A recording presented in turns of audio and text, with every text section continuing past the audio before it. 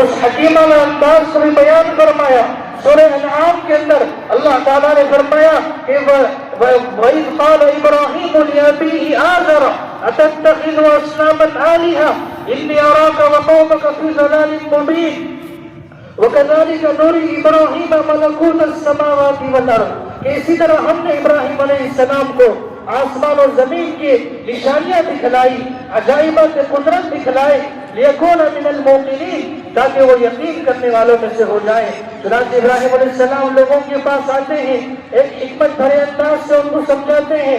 فَلَمَّا جَنَّ عَلَيْهِ اللَّيْلُ رَأَىٰ كَوْكَبًا، ایک مرتبہ لوگ جمع تھے اور ابراہیم علیہ السلام ان کے پاس گئے، رات چھا گئی، رات کی تاریکی چھا گئی، رأیٰ کوکبا، ایک ستارے کو دیکھا، لوگوں سے کہا قال ھذا ربی، دیکھو یہ جو ستارہ ہمیں نظر آ رہا ہے یہ تمہارے خیال کے مطابق، تمہارے عقیدے کے مطابق یہ تمہارا بھی رب ہے اور میرا بھی رب ہے، لیکن تھوڑی دیر کے بعد اس کی حقیقت دیکھ لینا کہ رب ہمارا کس طرح ہو سکتا ہے۔ فلما افل، جب ستارہ ڈوب گیا، قال لا احب الافلین، ابراہیم علیہ السلام نے کہا کہ میں ڈوبنے والوں کو پسند نہیں کرتا۔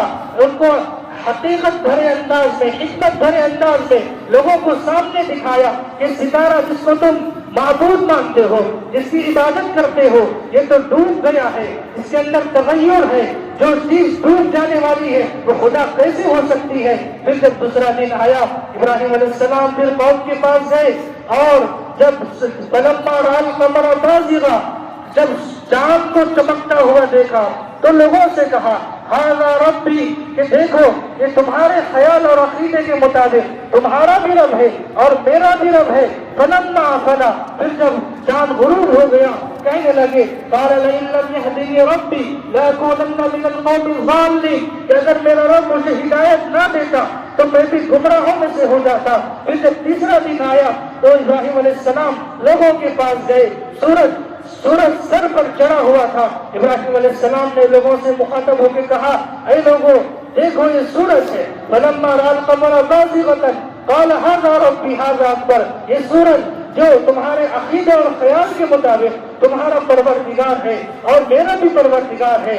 لیکن جب سورج بھی غروب ہو گیا، ابراہیم علیہ السلام نے اپنی قوم سے برات کا اظہار کیا، انی بریء مما تشرکون، میں بری ہوں ان معبودوں سے، میں بری ہوں ان خداؤں سے جس کو تم شریک ٹھہراتے ہو، جس کو تم شریک کرتے ہو، جس کی تم پوجا کرتے ہو، جس کی تم عبادت کرتے ہو۔ اور صافات فرمایا انی وجہت وجہی للذی فطر السماوات والارض، کہ میں تمام دنیا کے معبودان باطلہ سے یکسو ہو کر کے اپنا رخ اس ذات اقدس کی طرف کرتا ہوں۔ فاطر السماوات والارض، جو آسمان اور زمینوں کو پیدا کرنے والا ہے، جو کائنات کو بنانے والا ہے، جو چاند اور سورج کو بنانے والا ہے، جو کائنات کے ذرے ذرے کا مالک ہے، اور اس ذات کی طرف اپنا رخ کرتا ہوں، اور میں تمہارے معبودان باطلہ سے بیزار ہو چکا ہوں۔ قوم کو سمجھاتے گئے، قوم کو بار بار آگاہ کرتے گئے۔ چنانچہ ایک مرتبہ جب پوری قوم کسی ایک میلے میں چلی گئی، جب کسی تہوار منانے کے لیے پوری قوم چلی گئی، ابراہیم علیہ السلام نے قوم کو سبق سکھانے کے لیے ان کے بت خانے میں چلے گئے۔ بت خانے میں جا کر کلہاڑی سے کسی بت کی گردن کاٹی، کسی کا ہاتھ توڑا، کسی کا پیر توڑا، کسی کی ناک کاٹی، اور جو ان میں سب سے بڑا بت تھا اس کے کانٹے پر کلہاڑی کو رکھ دیا۔ قرآن میں سورہ انبیاء کے اندر، سورہ انبیاء میں اللہ تعالیٰ نے اس قصے کو نقل فرمایا فَجَعَلَهُمْ جُذَاذًا إِلَّا كَبِيرًا لَهُمْ لَعَلَّهُمْ إِلَيْهِ يَرْجِعُونَ، ابراہیم علیہ السلام نے ان بتوں کے ٹکڑے ٹکڑے کر دیے، ٹکڑے ٹکڑے کر دیے، إِلَّا كَبِيرًا، سوائے بڑے بت کے، اس کے کانٹے پر کلہاڑی رکھی تاکہ جب یہ لوگ آئیں تو ان سے سوال جواب ہو سکے اور یہ لوگ اس سے رجوع کر سکیں۔ چنانچہ جب قوم تہوار بنا کر کے، عید بنا کر کے واپس اپنے بت خانے پر پہنچی تو دیکھا کہ بت خانے کے اندر تو سارے بت ٹوٹے ہوئے ہیں، کسی کا ہاتھ ٹوٹا ہوا ہے، کسی کا پیر ٹوٹا ہوا ہے، کسی کی آنکھ، کسی کی ناک ٹوٹی ہوئی ہے، اور بڑے بت کے کاندھے پر کلہاڑی رکھی ہوئی ہے۔ لوگوں نے آپس میں بات چیت کی کہ ہمارے معبودوں کے ساتھ اس طرح کس نے کیا؟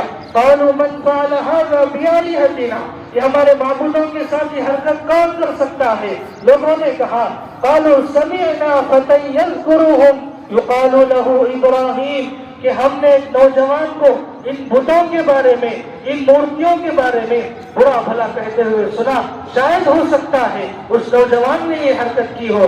چنانچہ ابراہیم علیہ السلام کو بلایا گیا اور ابراہیم علیہ السلام سے پوچھا گیا فَأْتُوا بِهِ عَلَىٰ أَعْيُنِ النَّاسِ لَعَلَّهُمْ يَشْهَدُونَ، لوگوں نے کہا ابراہیم کو سب کے سامنے لے آؤ، سب سے باز پرس ہوگی، ان سے پوچھا جائے گا۔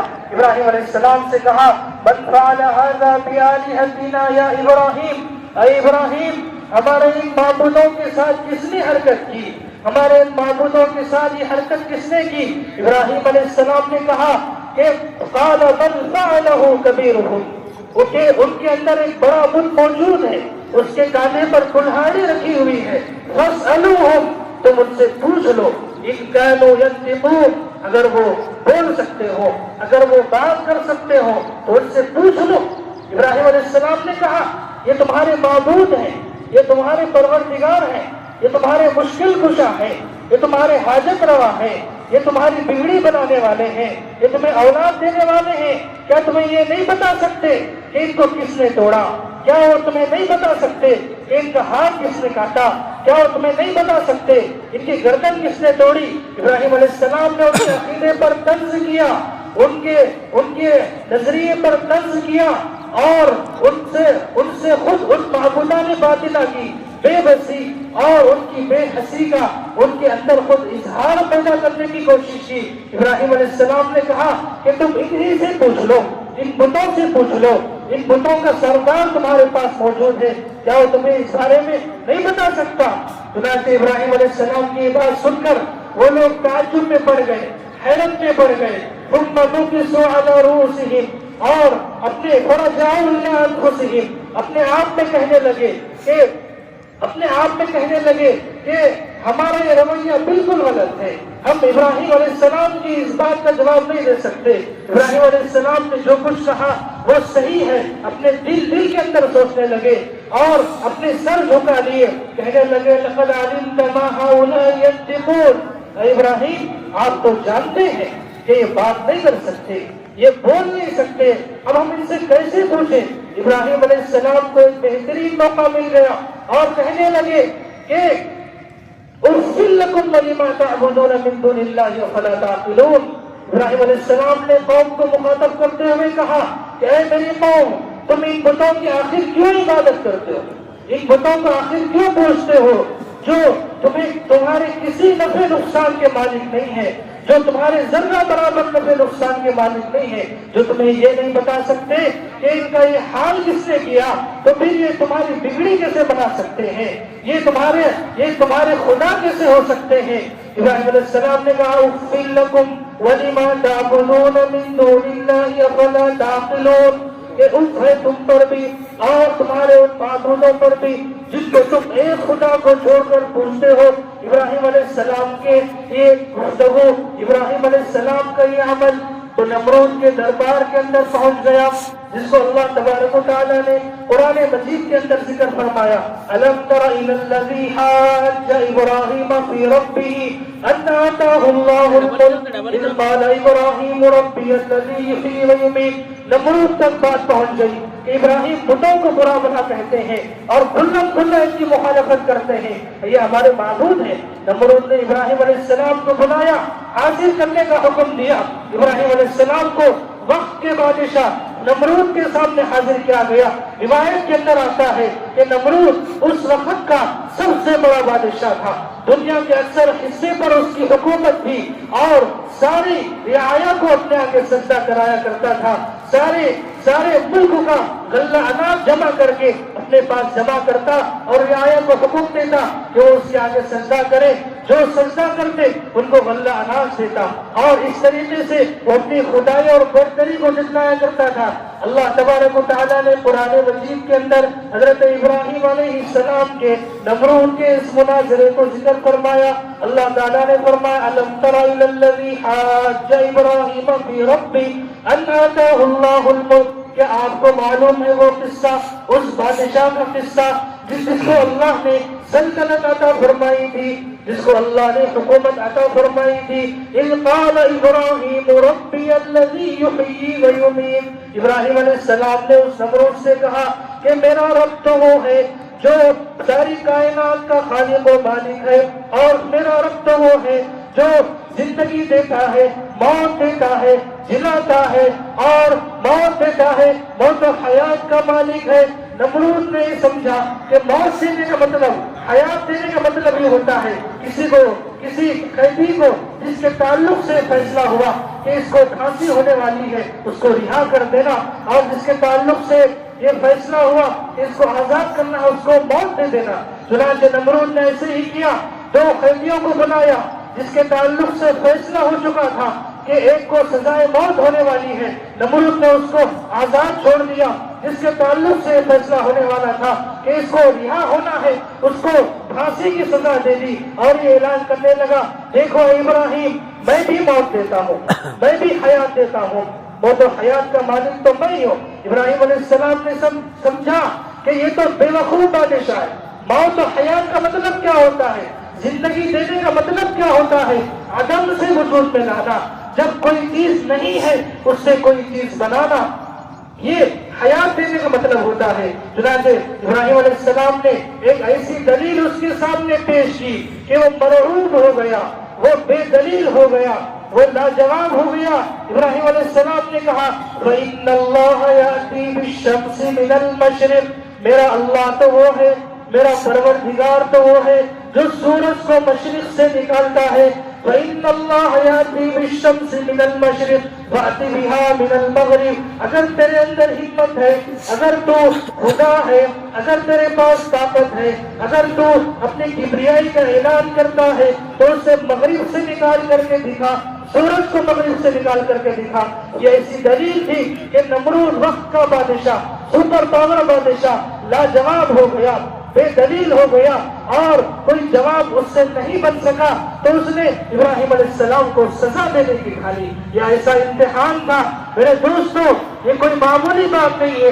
وہ وقت کے نبی ہے، وقت کا سپر پاور بادشاہ ہے، وقت کی سپر پاور حکومت اس کے پاس ہے، دنیا اس کے آگے سجدہ کرتی ہے. ابراہیم علیہ السلام بے سر و سامانی کی حالت میں ہے، نہ آپ کے پاس کوئی طاقت ہے، نہ آپ کے پاس ظاہری اعتبار سے اس مادیت کی دنیا میں نہ کوئی آپ کے پاس اتنی تعداد ہے، نہ کوئی آپ کا ساتھ دینے والے ہیں. ابراہیم علیہ السلام کا یقین دیکھیے اللہ کی ذات عالی پر. ابراہیم علیہ السلام نے ایسے وقت کے بادشاہ کو چیلنج کیا، اس کی خدائی پر چیلنج کیا، اور دلیلوں سے اس کی خدائی کے باطل ہونے پر ایسا ڈنکے کی چوٹ پر اعلان کیا کہ فَبُهِتَ الَّذِي كَفَرَ. قرآن کہتا ہے کہ وہ کفر مبہوت ہو گیا، مرعوب ہو گیا، کوئی دلیل نہ بن سکی، کوئی جواب نہ بن سکی. تو پھر بجائے اس کے کہ ابراہیم علیہ السلام کی بات کو مانتا، ان کی بات کو قبول کرتا، ابراہیم علیہ السلام کو سزا دینے کی تیاری کی اور اعلان کیا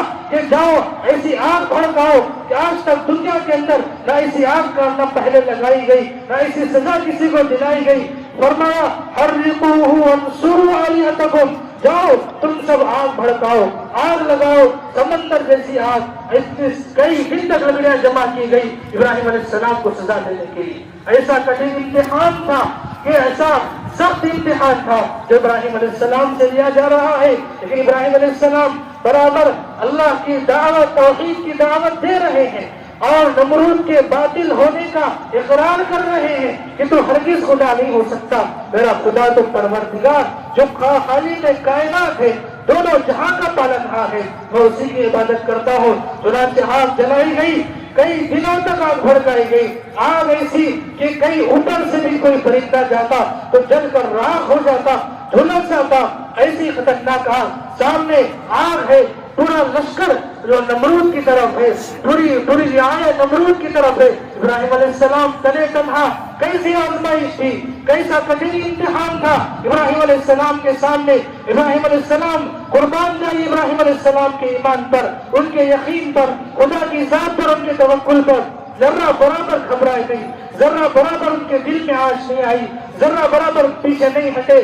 بلکہ اللہ کی ذات عالی پر ایسا یقین تھا۔ ابراہیم علیہ السلام کو منجنیق کے ذریعے سے آگ میں ڈالا جاتا ہے، ذرہ برابر پیشانی پر بل نہیں، پیشانی پر کوئی ذرہ برابر بل نہیں۔ ابراہیم علیہ السلام کو آگ میں ڈالا گیا، ایسی دہکتی آگ کہ پرندہ بھی سلجھ جائے۔ ابراہیم علیہ السلام کو آگ میں ڈالا گیا، اللہ کی جانب سے فرشتے آ گئے، جبرائیل آ گئے، میکائیل آ گئے، ہوا کا فرشتہ آ گیا، آگ کا فرشتہ جو ہے پانی کا فرشتہ آ گیا۔ فرشتے کہہ رہے ہیں اے اللہ کے خلیل ہمیں حکم دیجئے، ہم بارش برسائیں گے اور منٹوں کے اندر اس آگ کو رات کے اندر بدل دیں گے، اس آگ کو بجھا دیں گے۔ ابراہیم علیہ السلام نے ان فرشتوں سے کہا اے فرشتوں تم کو یہاں کس نے بھیجا ہے؟ ابراہیم علیہ السلام کے فرشتوں نے کہا اے اللہ کے نبی، اے خلیل اللہ، ہمیں اللہ تبارک و تعالیٰ نے بھیجا ہے۔ ابراہیم علیہ السلام نے بھی فرشتوں سے کہا اے فرشتوں کہ اللہ کو میری اس حالت کا علم نہیں ہے۔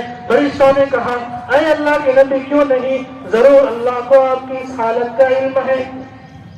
ابراہیم علیہ السلام نے کہا تو پھر جاؤ بس رہنے دو، میں جانے اور میرا رب جانے، وہی میری مدد کے لیے کافی ہے۔ جب اللہ کے اوپر ایسا یقین ہوتا ہے، اللہ کے اوپر جب ایسا ایمان ہوتا ہے تو پھر اللہ تعالیٰ بغیر کسی واسطے کے آگ کو حکم دیتے ہیں یا نار کونی بردا و سلام علی ابراہیم، اے آگ تو ٹھنڈی اور سلامتی والی ہو جا ابراہیم علیہ السلام پر۔ اللہ نے آگ کو حکم دیا، آگ میں جلانے کی تاثیر ہے مگر آگ جلانے میں اللہ کی محتاج ہے، آگ مخلوق ہے، اللہ خالق ہے۔ آگ جب تک نہیں جلا سکتی جب تک اس کو اللہ کا حکم نہ ہو۔ یہی ماجرا ہوا ابراہیم علیہ السلام کے ساتھ، آگ جلانے تیار نہیں، اتنی بڑی آگ جب آگ جل جل کر راکھ ہو گئی تو پورے لوگوں نے ماجرا دیکھا۔ ابراہیم علیہ السلام کے ذرہ جسم پر ذرہ برابر بھی آگ نے نہیں چھویا، ایک بال کو بھی نہیں چھویا۔ ابراہیم علیہ السلام کا معجزہ اللہ نے دنیا والوں کو بتایا، جو اللہ پر یقین رکھتے ہیں، بھروسہ رکھتے ہیں، اللہ ان کی ڈیرک مدد کرتے ہیں، اللہ ان کی ڈیرک مدد کرتے ہیں۔ اس لیے آج ہمیں ابراہیم علیہ السلام کا یقین پیدا کرنے کی ضرورت ہے۔ شاعر نے کہا ہے آج بھی ہو جو ابراہیم سا ایمان پیدا، آج بھی ہو جو ابراہیم سا ایمان پیدا، آگ کر سکتی ہے انداز گلستہ پیدا۔ میرے دوستو ایک بڑا امتحان ابراہیم علیہ السلام کے ساتھ ہوا اور اللہ کی مدد اور نصرت سب کے سامنے ظاہر ہوئی، اور اس طریقے سے اللہ کی مدد اور نصرت ظاہر ہونے کے بعد بھی قوم نے ایمان کو قبول نہیں کیا، برابر اپنے عقیدے اور باطل نظریے پر جمے رہے۔ ابراہیم علیہ السلام نے اللہ کے حکم سے عراق کو چھوڑنے کا فیصلہ کیا۔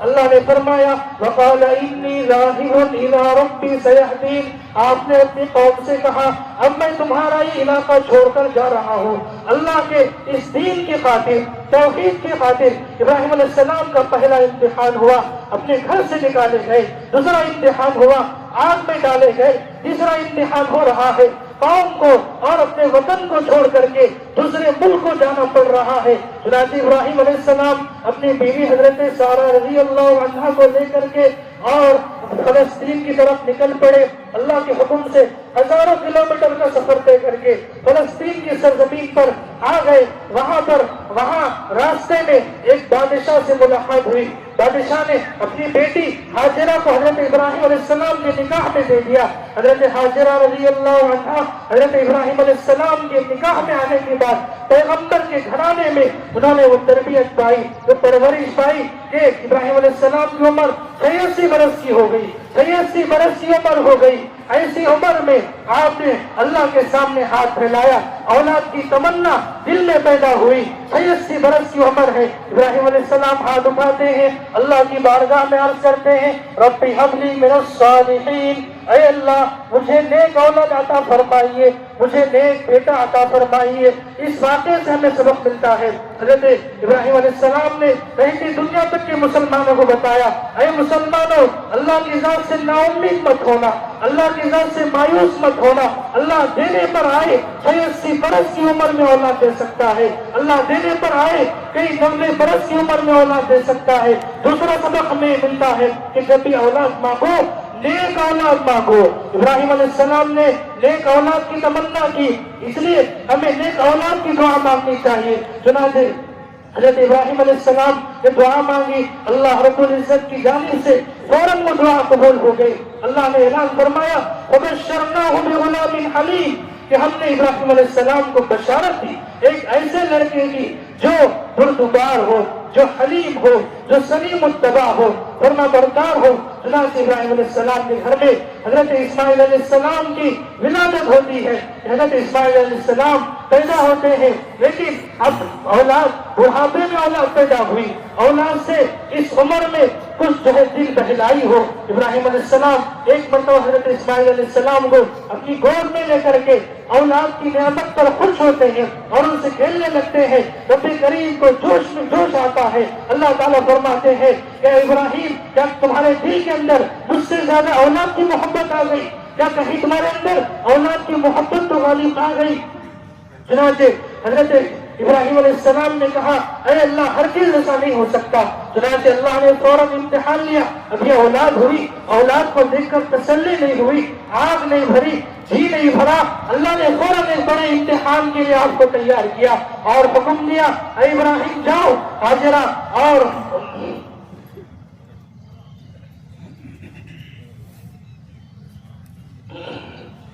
اے ابراہیم جاؤ ہاجرہ اور حضرت اسماعیل دودھ پیتے بچے کو اپنی نظروں سے دور کر کے آؤ، اپنی نظروں سے اوجھل کر دو، ہم تمہارا امتحان لینا چاہتے ہیں۔ چنانچہ حضرت ابراہیم علیہ السلام نے حضرت ہاجرہ اور حضرت اسماعیل علیہ السلام کو لے کر کے فلسطین سے نکل گئے اور کئی ہزاروں کلومیٹر کا سفر طے کر کے جا رہے ہیں اور حضرت ابراہیم حضرت جبرائیل علیہ السلام رہنمائی کر رہے ہیں کہاں جانا ہے۔ چنانچہ جب مکہ مکرمہ کی وادی آئی، وادی بطحا جو چاروں طرف سے پہاڑوں سے گھری ہوئی ہے، ایسی وادی جہاں اس وقت نہ کوئی گھر تھا، نہ کوئی مکان تھا، نہ کوئی انسان تھا، نہ کوئی آدم تھا، نہ کوئی آدم ذات تھا، نہ کوئی کھیتی باڑی تھی، نہ کوئی رہنے سہنے کھانے پینے کے لیے انتظام تھا۔ کعبۃ اللہ کی دیواریں بھی منہدم ہو چکی تھی، چکیل میدان تھا۔ ایسے میدان میں اللہ نے اپنی حضرت ہاجرہ اور حضرت اسماعیل علیہ السلام کو وہاں چھوڑنے کا حکم دیا۔ ایک ایسا امتحان تھا۔ چنانچہ حضرت ابراہیم علیہ السلام وہاں اپنی بیوی اور بچے کو چھوڑ کر کے وہاں سے روانہ ہو رہے ہیں اور اللہ کا حکم تھا کہ اپنی اہلیہ کو نہیں بتانا کہ کیوں چھوڑ کر جا رہے ہیں۔ ابراہیم علیہ السلام خاموشی سے چھوڑ کر نکل گئے اور جا رہے ہیں۔ حضرت ہاجرہ پریشان ہو گئی، اے اللہ کے خلیل ہمیں یہاں چھوڑ کر کیوں جا رہے ہیں؟ مجھ سے کیا ناراضگی ہو گئی، مجھ سے کیا غلطی ہو گئی، مجھ سے خفا کیوں ہو گئے؟ ابراہیم علیہ السلام کو حکم تھا نہیں بتانا۔ ابراہیم علیہ السلام چلتے ہوئے جا رہے ہیں۔ حضرت ہاجرہ نے جب دیکھا کہ خلیل اللہ آواز نہیں کر رہے تو سمجھا کہ اللہ کے نبی ظلم نہیں کریں گے اور فوراً کہا کہ اللہ اکبر کہ اللہ نے آپ کو اس کا حکم دیا۔ حضرت ابراہیم علیہ السلام نے صرف اشارہ کیا، تب حضرت ہاجرہ کا یقین دیکھیے، اللہ کے حکم پر جب چھوڑنے کا آپ نے حضرت ہاجرہ کو حکم دیا، حضرت ہاجرہ کی زبان سے نکلا لن یضیعنا اللہ کہ جائیے تب تو اللہ ہمیں ضائع نہیں کرے گا۔ حضرت ابراہیم علیہ السلام چلے گئے، باہر پھر کر دعا کر رہے ہیں۔ سورہ ابراہیم میں اللہ نے اس دعا کو نقل فرمایا ربنا انی اسکنت من ذریتی، اے میرے والد میں نے اپنی اولاد کو تیرے گھر کے پاس چھوڑا ہے، ایسی وادی میں چھوڑا ہے جہاں کھیتی باڑی نہیں، کوئی پانی کا نام و نشان نہیں۔ فجعل افئدة من الناس، آپ لوگوں کو یہاں بھیج دیجیے، لوگوں کے دلوں کو یہاں پر بھیج دیجیے کہ وہ یہاں کھینچ کر چلے آئے، وارزقھم من الثمرات، اور ان کو پھلوں کا رزق دیے۔ ابراہیم علیہ السلام کی یہ دعا کی شان سے قبول ہوئی کہ جہاں کوئی نام و نشان نہیں تھا، اللہ تعالیٰ نے مکے کو ایسا آباد کیا، ساری دنیا کے دل وہاں کھینچ کر چلے آتے ہیں۔ ابراہیم علیہ السلام کی دعا کا نتیجہ ہے، اور پھلوں سے ایسا بھر دیا کہ ساری دنیا کے پھل وہاں کھینچ کر چلے آتے ہیں۔ ابراہیم علیہ السلام کی دعا کا نتیجہ ہے ابراہیم علیہ السلام چلے جاتے ہیں، وہاں حضرت ہاجرہ اور حضرت اسماعیل علیہ السلام کے پاس کھانا پانی ختم ہو جاتا ہے، اور جب بچہ پیاس اور بھوک کی شدت کی وجہ سے تڑپتا ہے، حضرت ہاجرہ کبھی صفا پر جاتی ہے، کبھی مروہ پر جاتی ہے، کہیں کوئی خاصرہ نظر آئے، کہیں کوئی پانی نظر آئے، اور اس طرح 7 چکر لگاتی ہے، نہ کوئی قافلہ نظر آتا ہے، نہ کوئی پانی نظر آتا ہے۔ اس طرح حضرت حاجرہ نے 7 چکر لگائے۔ اللہ کو ان کی یہ ادا اتنی پسند آئی کہ اللہ نے امت مسلمہ کو حکم دیا کہ کوئی عمرہ کرنے والا، کوئی حج کرنے والا جب تک حضرت حاجرہ کی ان اداؤں کو، ان یادگار کو جب تک ادا نہیں کرے گا، جب تک اس کی نقل نہیں اتارے گا، نہ اس کا حج مکمل ہو سکتا ہے، نہ عمرہ مکمل ہو سکتا ہے۔ اور اسی قربانی کے بدلے اللہ نے حضرت اسماعیل علیہ السلام کے ایڑیوں کے ذریعے سے اتنا مبارک پانی جاری کیا جس کو دنیا زمزم کہتی ہے، جو شفا بھی ہے، غذا بھی ہے، دوا بھی ہے، جس کو پی کر کے جو دعا مانگی جائے وہ دعا قبول بھی ہوتی ہے۔ یہ قربانی کا نتیجہ ہے کہ اللہ تعالیٰ نے اسماعیل علیہ السلام کے ایڑیوں سے زمزم کو نکالا۔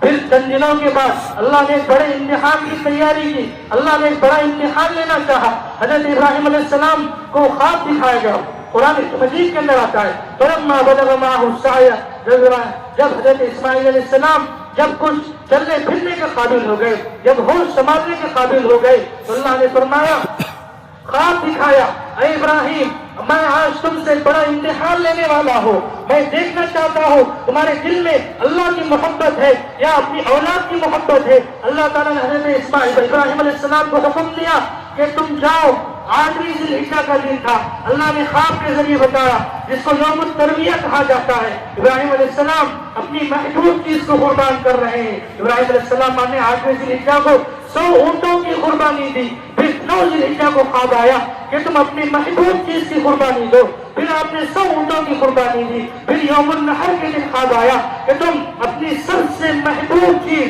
سب سے عزیز چیز کی قربانی دو۔ ابراہیم علیہ السلام نے سمجھ لیا کہ اللہ تعالیٰ مجھ سے میرے بیٹے حضرت اسماعیل علیہ السلام کی قربانی کو مانگ رہے ہیں۔ حضرت ابراہیم علیہ السلام نے قربانی کی تیاری کی اور اپنے بیٹے حضرت اسماعیل علیہ السلام کو تیار کیا اور ان کو خواب سنایا، انی ارا فی المنام انی اذبحک، اے میرے بیٹے میں خواب میں دیکھتا ہوں کہ میں تجھے ذبح کر رہا ہوں۔ وہ بیٹا بھی قربان جائیے، وہ نبی کا بیٹا تھا، کیسی پرورش ان کی ہوئی تھی۔ نبی کے خاندان میں حضرت اسماعیل علیہ السلام بے چون و چرا تیار ہو گئے اور باپ بیٹے دونوں قربان گاہ کی طرف جا رہے ہیں۔ حضرت حاجرہ سے کہا ایک بڑے بادشاہ سے ملوانے کے لیے جا رہا ہوں۔ انہوں نے تیاری کی، غسل کیا، نئے کپڑے پہنائے، حضرت ابراہیم علیہ السلام کے حوالے کر دیا، یہ جا رہے ہیں۔ شیطان لعین حضرت حاجرہ کے پاس آیا اور بھڑکانے لگا، اے حاجرہ کیا تمہیں معلوم ہے حضرت اسماعیل کو کہاں لے گئے ہیں؟ حضرت حاجرہ کہتی ہے وہ ایک بڑے بادشاہ سے ملوانے کے لیے لے گئے ہیں۔ شیطان نے کہا نہیں، وہ ذبح کرنے کے لیے جا رہے ہیں۔ حضرت حاجرہ نے کہا ایسا نہیں ہو سکتا کہ باپ اپنے بیٹے کو قربان کرے۔ شیطان نے اس وقت کہا نہیں، ایسا ہی ہو رہا ہے، اللہ نے ان کو حکم دیا ہے۔ حضرت حاجرہ کیسی مضبوط ایمان والی تھی، کیسا اللہ کا ان کے اندر اللہ کی محبت تھی۔ حضرت حاجرہ نے کہا اللہ نے اگر حکم دیا ہے تو ایسا ایک اسماعیل نہیں، ہزاروں اسماعیل بھی قربان کرنے کے لیے تیار ہو۔ چنانچہ شیطان کو وہاں سے کنکری مار کر کے بھگا دیا۔ چنانچہ پھر شیطان حضرت اسماعیل علیہ السلام کے پاس آیا اور کہنے لگا کہ اے بیٹے کیا تمہیں معلوم ہے کہ تمہارے والد تمہیں کہاں لے جا رہے ہیں؟ حضرت اسماعیل علیہ السلام نے کہا مجھے ایک بڑے دربار میں لے جا رہے ہیں۔ شیطان نے کہا نہیں، تمہیں ذبح کرنے کے لیے جا رہے ہیں۔ حضرت اسماعیل علیہ السلام نے کہا کیا ایسا ہو سکتا ہے کہ باپ اپنے بیٹے کو ذبح کر دے؟ شیطان نے کہا ایسا ہی ہو رہا ہے، اس لیے کہ اللہ نے حکم دیا حضرت اسماعیل علیہ السلام کے اس جواب پر بھی قربان جائیے۔ انہوں نے کہا اگر میرے رب کا حکم ہے تو میں بخوشی قربان ہونے کے لیے تیار ہوں۔ حضرت اسماعیل علیہ السلام نے کنکری مار کر کے شیطان کو وہاں سے بھگا دیا۔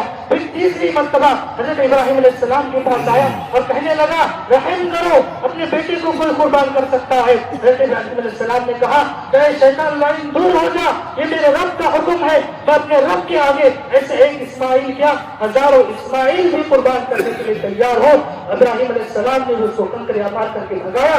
اللہ کو یہ ادا اتنی پسند آئی، اللہ نے ہر حج کرنے والے حاجی کو آج کے دن جو آج 11ویں ذی الحجہ وہاں حجاج اکرام منا رہے ہیں، آج وہاں تینوں شیطانوں کی رمی کرنا ان کے اوپر واجب ہو چکا ہے۔ ابراہیم علیہ السلام کی اس یادگار کی نقل اتارنا حاجیوں کے اوپر ضروری ہو چکا ہے۔ جب تک یہ ان کی عقل نہیں اتاریں گے ان کا حج کامل اور مکمل نہیں ہوگا۔ میرے دوستوں چنانچہ جب یہ قربان گاہ پہنچے، کون سے قربان گاہ؟ وہی قربان گاہ جو آج مینا ہے، جہاں مینا میں حجاج اکرام قربانی ادا کرتے ہیں، وہیں پر حضرت اسماعیل علیہ السلام کو ذبح کرنے کے لیے نکال دیا۔ قرآن نے نقشہ کھینچا ہے، فَلَمَّا أَسْلَمَا وَتَلَّهُ لِلْجَبِينِ، جب ابراہیم علیہ السلام نے حضرت اسماعیل علیہ السلام کو پیشانی کے بل لٹا دیا اور چھری چلا رہے ہیں، چھری کو تیز کر کے چھری چلا رہے ہیں، چھری چلنے تیار نہیں ہے، چھری کہہ رہی ہے، ابراہیم تو کہہ رہے ہیں کہ کاٹ، لیکن اللہ کا حکم ہے کہ نہ کاٹ، اب میں کس کی مانوں؟ چھری کو اللہ نے زبان دی، چھری نے کہا ابراہیم تم تو ایک مرتبہ کہہ رہے ہو کہ مجھے کاٹو، لیکن میرے رب کا 70 مرتبہ حکم ہے کہ میں نہ کاٹو۔ چنانچہ ابراہیم علیہ السلام زور سے کاٹنے لگے، اللہ تبارک و تعالیٰ کی جانب سے آسمان سے ندائی، فَصَدَّقْتَ الرُّؤْيَا، اے ابراہیم ہمیں قربانی مقصود نہیں ہے، ہم تمہارے اندر کا جذبہ اطاعت دیکھ رہے تھے، تمہارے اندر کا جذبہ قربانی دیکھ رہے تھے، اب بس کر دو۔ فَفَدَيْنَاهُ بِذِبْحٍ عَظِيمٍ، اللہ نے آسمان سے ایک مینڈا بھیجا اور اسماعیل علیہ السلام کی جگہ بیٹے کی قربانی ہوئی۔ اللہ تعالیٰ کو یہ ایسا اتنی پسند آئی کہ جب قربانی ہو رہی تھی ساری دنیا حیران تھی، آسمان کے فرشتے حیران تھے، زمین کے فرشتے حیران تھے۔ ابراہیم علیہ السلام چھری چلا رہے، اللہ اکبر اللہ اکبر لا الہ الا اللہ واللہ اکبر اللہ اکبر۔ ابراہیم علیہ السلام کے زبان پر یہ نعرہ ہے، یہ نعرہ سن کر حضرت اسماعیل علیہ السلام نے کہا لا الہ الا اللہ واللہ اکبر۔ اسماعیل علیہ السلام کا نعرہ سن کر آسمان کے فرشتوں نے کہا اللہ اکبر اللہ اکبر وللہ الحمد۔ ایک ایسا نظارہ تھا کہ اللہ کے حکم کے آگے ابراہیم علیہ السلام نے اپنی سب سے عزیز چیز اپنے بیٹے کو، روٹی بڑھاپے کی اپنی اولاد، ان کو قربان کرنے کے لیے تیار ہو گئے۔ اللہ کو یہ اتنی پسند آئی، اللہ نے امت مسلمہ کے لیے رہتی دنیا تک کے لیے نمونہ بنا دیا۔ ابراہیم علیہ السلام کی سنت کو اللہ کے نبی نے اس امت کے لیے یادگار بنایا۔ ہمیں اس موقع سے چند پیغامات حاصل کرنا ہے۔ ابراہیم علیہ السلام کی صرف ہمیں پیغام دیتی ہے کہ سب سے پہلا پیغام یہ ہے کہ مسلمانوں مایوسی کفر ہے، نا امیدی مومن کا شیوا ہے۔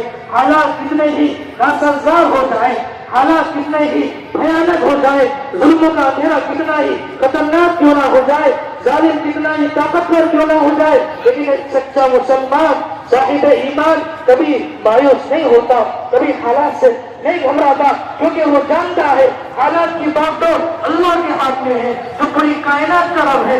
اللہ نے خود قرآن میں فرمایا لا تیأسوا من روح اللہ، اے مسلمانوں اللہ کی رحمت سے مایوس نہ ہو۔ ان ناموافق حالات میں ابراہیم علیہ السلام کی سیرت ہمیں دوسرا پیغام دیتی ہے کہ ہمیں ان آزمائش کی گھڑیوں میں اپنے دین و ایمان پر، اپنے شریعت پر، اپنے اللہ کے حکم پر، نبی کے طریقے پر مضبوطی کے ساتھ قائم رہنا ہے اور اپنے صفوں میں اتحاد پیدا کرنا ہے۔ دشمن یہ چاہتا ہے ہمیں خانہ میں بانٹ دے، ہمیں تقسیم کر دے اور مسلمانوں کی طاقت ختم ہو جائے۔ میرے دوستو ہماری سب سے بڑی طاقت اتحاد ہے۔ جب تک ہم متحد رہیں گے، ایک دوسرے کا احترام کریں گے، اللہ کے نبی صلی اللہ علیہ وسلم نے آج ہی کے اس موقع پر مینا کے میدان میں یوم نحر کے اندر ایک عظیم خطبہ دیا جو ہمارے اتحاد کو باقی رکھ سکتا ہے۔ اللہ کے نبی نے فرمایا اے لوگوں، جیسے یہ دن حرام حرمت والا ہے، جیسے مہینہ حرمت والا ہے، جیسے شہر حرمت والا ہے، ایسے ہی ان دماءکم واموالکم واعراضکم بینکم حرام، تمہارا خون، تمہارا مال، تمہاری عزت، تمہاری آبرو تمہارے ایک دوسرے پر ایسے ہی حرام ہے، ایسے ہی حرمت والے ہیں جیسے یہ دن حرمت والا ہے۔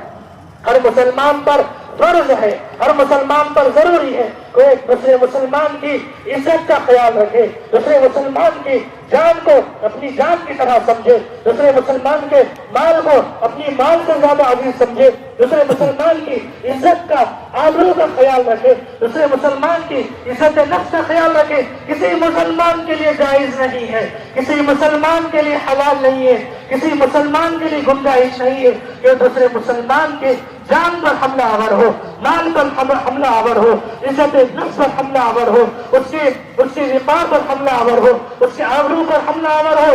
اللہ نے حرام کر دیا ہے۔ ایک مسلمان اتحاد چاہتے ہیں، آپس میں ایک دوسرے کا احترام کرے، ایک دوسرے کے ساتھ بھلائی کرے، ایک دوسرے کی عزت کرے، ایک دوسرے کے دکھ درد میں شریک ہو، بڑے چھوٹوں کا احترام کرے، چھوٹے بڑوں پر شفقت کرے، یہ اتحاد کو باقی رکھنے والی تعلیم ہے۔ اس موقع پر ہم سب کو سنت ابراہیم کی یادگار کو تازہ کرنا ہے۔ اللہ کے نبی صلی اللہ علیہ وسلم 10 سال تک مدینے میں رہے، ہر سال آپ نے قربانی فرمائی۔ حضرت خطابہ رضی اللہ عنہ فرماتے ہیں صحابہ نے پوچھا ما ہی الذبائح یا رسول اللہ، یہ قربانیاں کیا ہے اللہ کے نبی؟ فرمایا سنت ابیکم ابراہیم، یہ تمہارے باپ ابراہیم علیہ السلام کی سنت ہے۔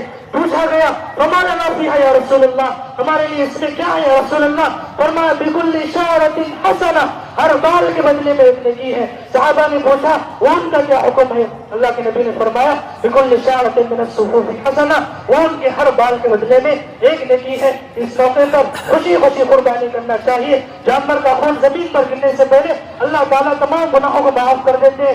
صفائی ستھرائی کا خیال رکھنا چاہیے۔ مسلمان امن کا علم بردار ہے، اس لیے ہمارا کوئی عمل ایسا نہ ہو جس سے غیروں کو تکلیف پہنچے۔ ہمارے ہر عمل سے دنیا کو امن کا پیغام جائے۔ صفائی ستھرائی کا خاص طور سے خیال رکھیں، غریبوں کا بھی حق ادا کریں۔ عید وہ نہیں ہے جو ہم جس میں صرف ہم خوشی منائیں، عید وہ ہے جس میں ہم بزرگوں کو خوش کریں، قربانی کا گوشت غریبوں کو پہنچائے اور صفائی ستھرائی کا خاص خیال رکھیں۔ اسلام میں صفائی کو آدھا دین کہا گیا ہے۔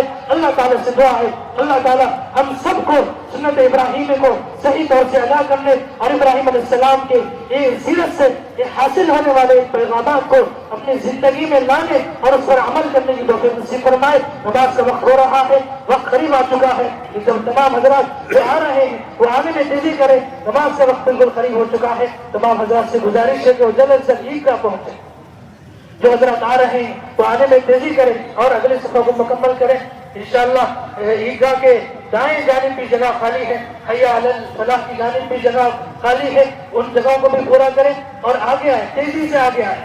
جو حضرات آ رہے ہیں ابھی راستے میں ہیں ان سے گزارش ہے کہ وہ جلد از جلد پہنچنے کی کوشش کریں۔ انشاءاللہ عید کی نماز کا طریقہ بتایا جائے گا۔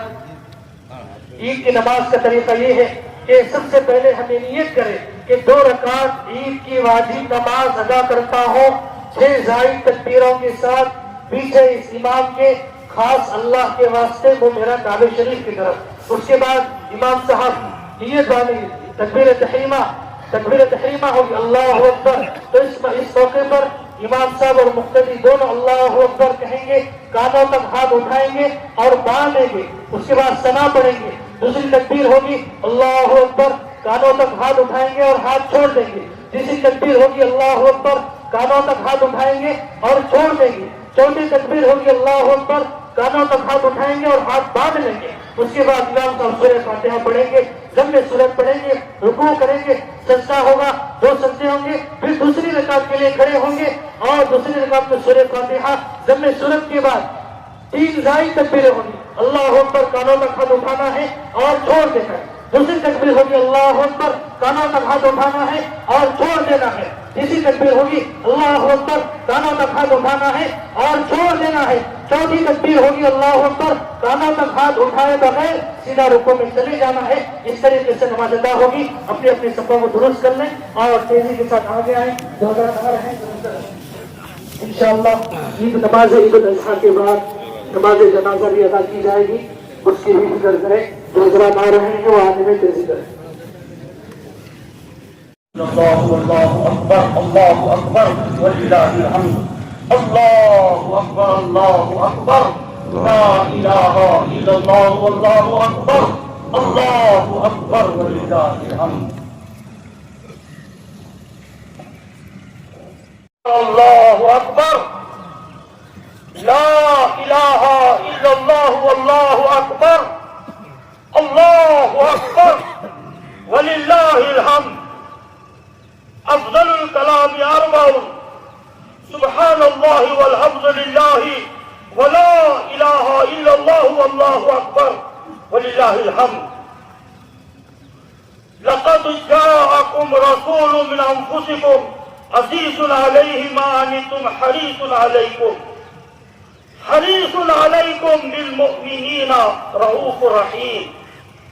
فَإِن تَوَلَّوْا فَقُلْ حَسْبِيَ اللَّهُ لَا إِلَٰهَ إِلَّا هُوَ عَلَيْهِ تَوَكَّلْتُ وَهُوَ رَبُّ الْعَرْشِ الْعَظِيمِ۔ اللہ اکبر، اللہ اکبر، لا الہ الا اللہ واللہ اکبر، اللہ اکبر وللہ الحمد۔ وما ارسلناك الا رحمة للعالمين انا ارسلناك شاهدا ومبشرا ونذيرا وداعيا الى الله باذنه وسراجا منيرا. الله اکبر اللہ اکبر لا الہ الا اللہ واللہ اکبر اللہ اکبر وللہ الحمد.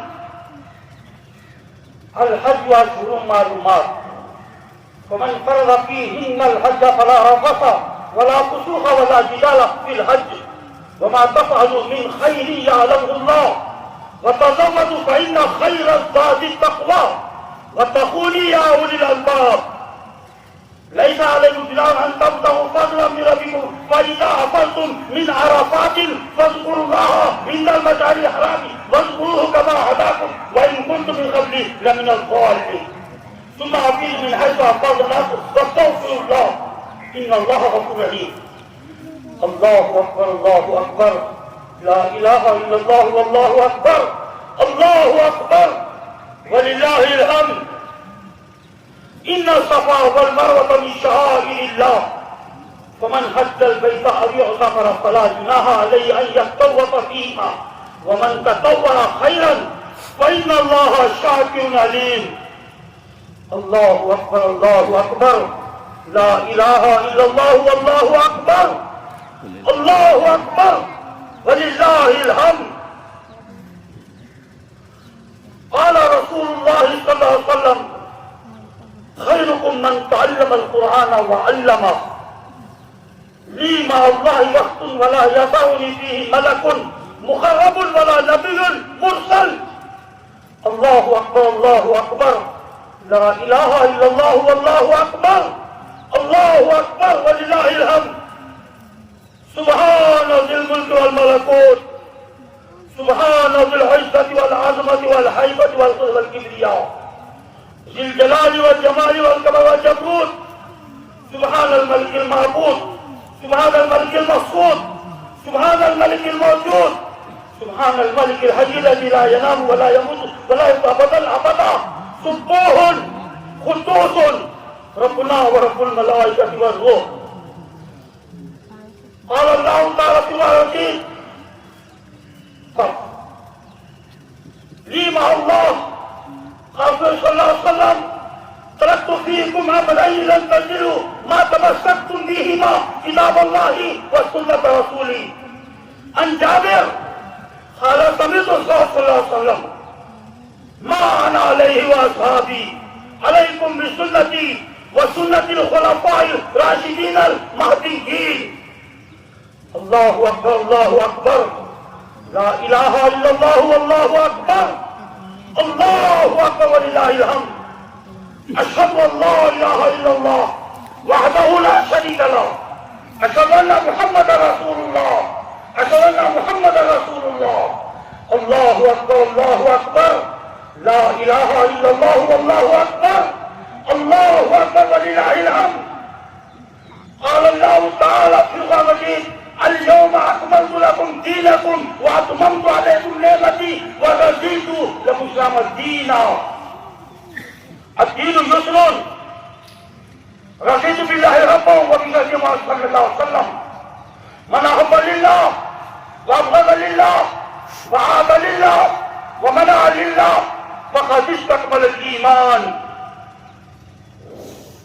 قال الله تعالى في القرآن المجيد ربي هب لي من الصالحين فوهب له بغلام حليم. فلما بلغ معه السعي قال يا بني إني أرى في المنام أني أذبح فانظر ماذا ترى. قال يا أبت افعل ما تؤمر ستجدني إن شاء الله صابرين. فلما أسلم وتله للجبين وناديناه أن يا إبراهيم قد صدقت الرؤيا إنا كذلك المحسنين إن هذا لهو البلاء المبين وفديناه بذبح عظيم وسكن في الآخرين سلام على إبراهيم. الله أكبر الله أكبر لا إله إلا الله والله أكبر الله أكبر ولله الحمد. قال الله تعالى في القرآن المجيد وإنك لعلى خلق عظيم. إنا أعطيناك الكوثر فصل لربك وانحر ان شانئک هو الابتر قل ان کنتم تحبون اللہ فاتبعونی یحببکم اللہ ویغفر لکم ذنوبکم واللہ غفور رحیم. اللہ اکبر اللہ اکبر لا الہ الا اللہ واللہ اکبر اللہ اکبر وللہ الحمد. قال رسول اللہ صلی اللہ علیہ وسلم لی مع اللہ وقت ولا یسعنی فیہ ملک مخرب ولا نبی مرسل انا ناس كل بني آدم خطاء وخير الخطائين التوابون وهو الذي يقبل توبة عن عباده ويعفو عن السيئات ويعلم ما تفعلون. قال رسول الله صلى الله عليه وسلم لا يؤمن أحدكم حتى أكون أحب إليه من والده وولده والناس أجمعين. الله أكبر الله أكبر لا إله إلا الله والله أكبر اللہ اکبر وللہ الحمد. سبحان ربک رب العزة عما یصفون والسلام والحمد للہ رب العالمین.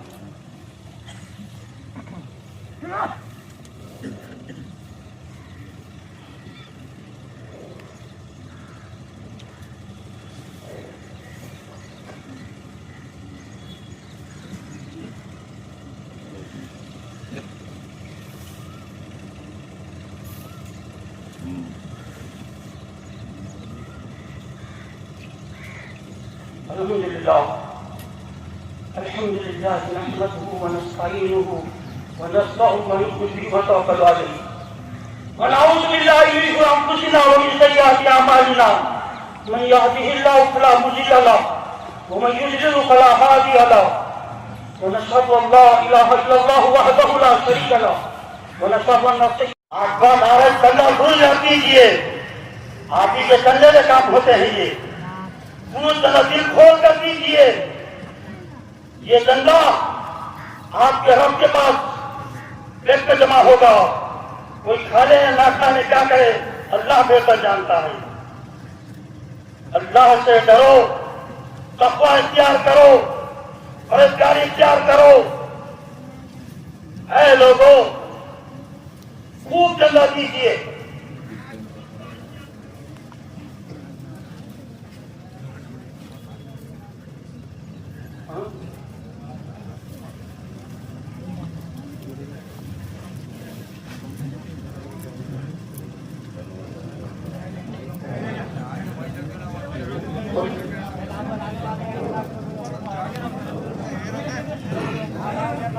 پسند سے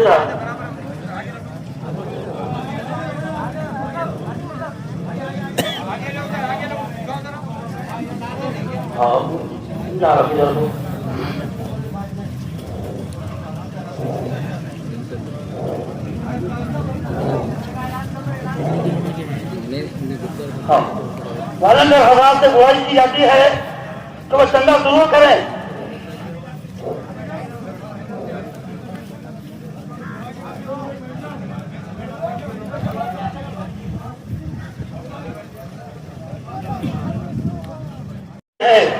بادشاہ میں خدار صاحب اللہ کی مغفرت کرے کیونکہ بہت نیک آدمی تھے, بہت مستقیم پرہیزگار تھے. نماز ہوا کے بعد نماز جنازہ ہو کے حضرات بھول شکست کریں.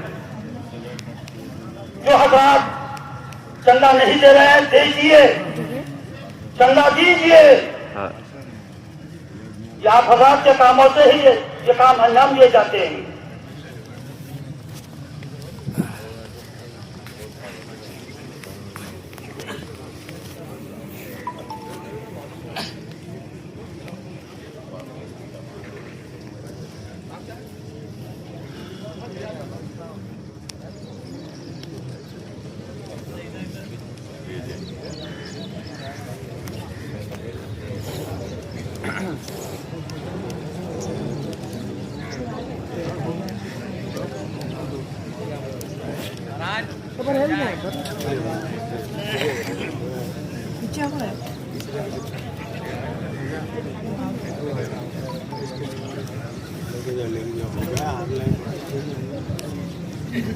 جو حضرات چندہ لکھانا چاہتے ہیں وہ چندہ لکھائیے, اپنا نام لکھائیے, مرحومین کے نام میں لکھایا.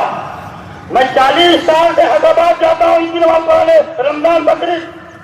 آج خائی صاحد حج کو گئے تو مجھے بچپن روک لیا گیا. میں 40 سال سے پڑھاتا ہوں ایک ہی عیدگاہ میں، رمضان بقرعید 40 سال بعد میں آئیے. بہرحال جو چندہ کیے وہ تھیلا لا لیجیے، ماں باپ کے نام پر چندہ دکھائیے، دینی کام میں چندہ دیجیے. وَنَزَّلْنَا عَلَيْكَ الْكِتَابَ تِبْيَانًا لِكُلِّ شَيْءٍ وَهُدًى وَرَحْمَةً وَبُشْرًا. یہ کتاب ہے، اس کتاب میں ہر چیز کا روشن بیان ہے. اس کتاب میں ہدایت ہے، رحمت ہے، بشارت ہے، خوشخبری ہے ایمان والوں کو، اور نافرمانوں کو سخت ترین عذاب کی وعید فرمائی گئی ہے. اللہ کا احسان عظیم ہے. جہاں آباد میں جماعت اسلامی کے لوگ بھی رہتے ہیں، تبلیغ جماعت کے لوگ بھی رہتے ہیں. ایسے جواب دے رہے ہم سب کسی میں بھی ناراضی نہیں ہے، ہم سب ایک ہیں، اتفاق سے رہیں گے. ہم سب ایک ہیں، قرآن و احادیث پر عمل کرنے والے ہیں. ہدایت اہل بیت میں ہے، ہدایت اسلام اہل بیت میں ہے، قرآن اہل بیت میں ہے، صاحب قرآن اہل بیت میں ہے، صحابہ میں ہے، اہل بیت میں ہے. یہ سب اللہ والے. اللہ سے ڈرتے ہوئے اچھے کام کرو. ہاں ٹھیک ہے، نماز جنازہ کا دعا ہوگی. کھڑے ہو جائیے. اللہ اکبر، لا الہ الا اللہ، واللہ اکبر، اللہ وللہ الحمد. ربنا آتنا فی الدنیا حسنۃ وفی الآخرۃ حسنۃ وقنا عذاب النار. آمین. ربنا ظلمنا انفسنا وان لم تغفر لنا وترحمنا لنكونن من الخاسرين. آمین. ربنا لا تزغ قلوبنا بعد إذ هديتنا وهب لنا من لدنك رحمة إنك أنت الوهاب. ربنا لا تجعلنا فتنة للقوم الظالمين ونجنا برحمتك من القوم الكافرين. اللهم احفظنا من كل الدنيا وعذاب الآخرة. اللهم إنا نسألك العفو والعافية في الدين والدنيا والآخرة إنك أنت الوهاب. يا مسبب الأسباب، يا مقدر الأسباب، يا مقلب القلوب والأبصار، يا قاضي الحاجات، يا كافي المهمات، يا شافي الأمراض، يا دافع البليات، يا حل المشكلات، يا رافع الدرجات، يا مجيب الدعوات، برحمتك أستغيث يا ذو الجلال. اللهم اغفر لحينا وميتنا وشاهدنا وغائبنا وصغيرنا وكبيرنا وذكرنا وانثانا. اللهم من أحييت منا فأحيي على الإسلام، ومن توفيت منا فتوفى على الإيمان. ربنا آتنا في الدنيا حسنة وفي الآخرة حسنة وقنا عذاب النار. کرتے ہیں اور ساتھ ہی ساتھ ہم پولیس کا بھی شکریہ ادا کرتے ہیں.